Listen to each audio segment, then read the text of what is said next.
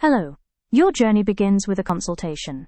Using digital X-rays, we check the position of your tooth and decide if removal is the best option for your oral health. Before the procedure, we explain every step to you.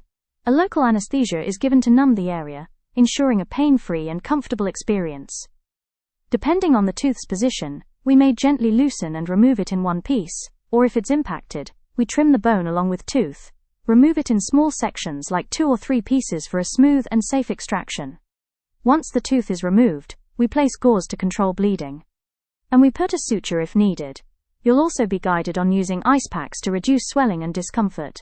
We'll provide simple aftercare instructions, like eating soft foods, avoiding straws, and keeping the area clean to promote quick healing. Most patients recover within a few days, and complete healing takes about 1 to 2 weeks. We'll schedule follow-ups to ensure everything is healing perfectly. At ATS Dental Clinic, we make wisdom tooth extractions safe, gentle, and stress-free. Book your consultation today.